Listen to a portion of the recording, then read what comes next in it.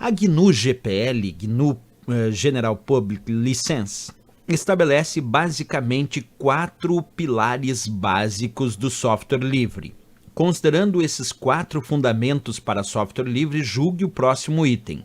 A GNU GPL estabelece como fundamento que um software livre deve permitir o estudo de como o programa funciona, mas não é permitido fazer alteração no código-fonte desse programa. E aí, pessoal, certo ou errado essa análise sobre a licença conhecida como GNU GPL? Então, primeiro, eu quero que vocês compreendam comigo o que significa a licença GNU GPL, que atualmente nós trabalhamos principalmente com a sua versão 2.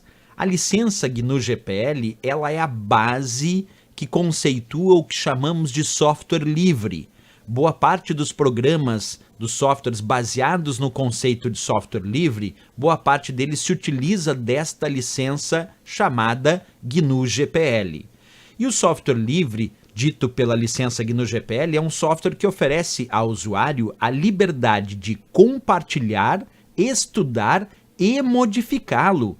Portanto, aí já temos uma boa observação para o que pede a questão. Mas se aprofundando um pouquinho mais, quando a gente fala sobre software livre, nós estamos falando, na verdade, das liberdades e não do preço. Isso porque tem muita gente que confunde software livre com um software gratuito. E essa é uma confusão que acaba tendo que ser tirada nesse momento. Software livre não é necessariamente gratuito. Livre quer dizer que eu tenho liberdades em relação a esse software.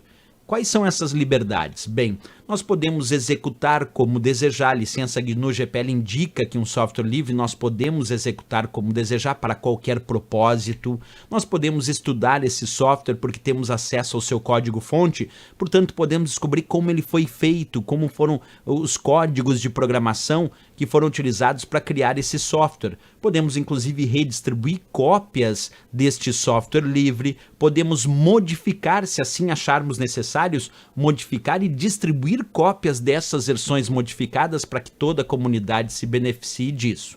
Isso tudo que eu acabei de comentar de forma resumida está descrito na licença GPL.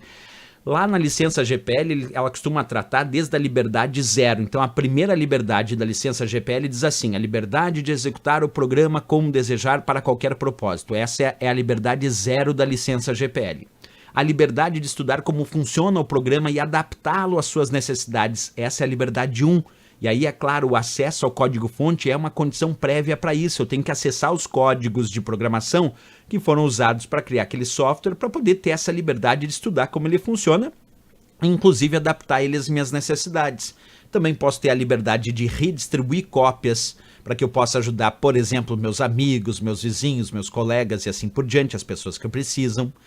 E a liberdade 3, que é a quarta liberdade, diz que é a liberdade de melhorar o programa. Se eu tenho a liberdade de melhorar o programa, quer dizer que eu posso modificar esse software. A liberdade, então, de melhorar o programa e divulgar suas melhorias para o público, para que toda a comunidade se beneficie, é a liberdade 3, que é a quarta liberdade, já que nós começamos a contar da liberdade 0. E, obviamente, é necessário ter acesso ao código-fonte, aos códigos de programação, para que a gente possa, então, além de utilizar esse software livre da forma como desejar, mas também melhorar ele, modificar ele e adaptar ele às nossas necessidades. Bem, a licença GPL é conhecida como uma licença, então, copyleft, que é o contrário de copyright. Em licenças do tipo copyleft, como é a licença GNU GPL, que transformam softwares em software livre, como, por exemplo, o Linux é um software livre baseado na licença GPL. Se a prova perguntar, não esquece, o Windows não. O Windows é software proprietário, mas o Linux é software livre baseado na licença GPL. Então, o Linux se utiliza da licença GPL, que é uma licença do tipo copyleft, que é o termo que indica variados tipos de licenças que permitem não só a liberdade de utilização, de difusão e de modificação de uma obra criativa, mas também exige que essas mesmas liberdades sejam mantidas nestas versões modificadas. Por isso que a licença GPL é copyleft.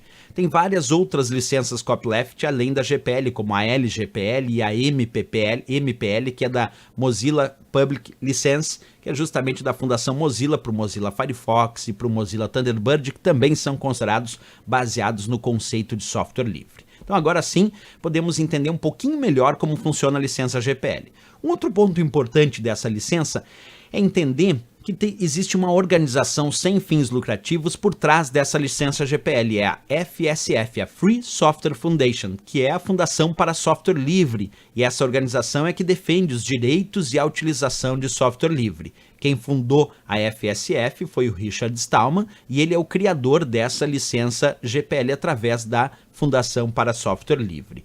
Essa Fundação para Software Livre, ela patrocina vários projetos, e um deles é o projeto GNU, que é um esforço justamente contínuo para fornecer um sistema operacional completamente licenciado como software livre, tomando como base as premissas da licença GPL. Inclusive, a versão mais indicada é a versão chamada GNU Linux, que é justamente o Linux aí com essa licença GPL com o padrão GNU.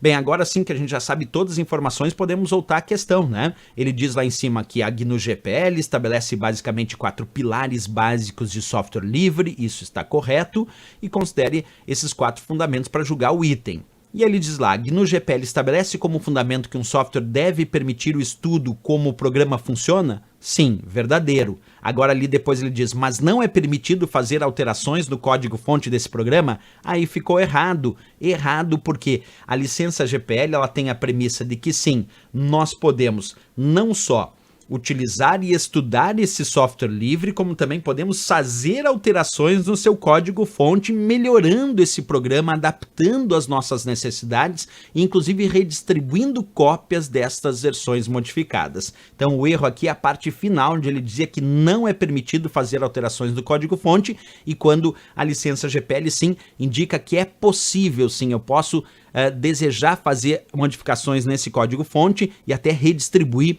cópias dessas versões modificadas. Então, errado aí a questão do CESP, mas bem interessante sobre a licença GPL.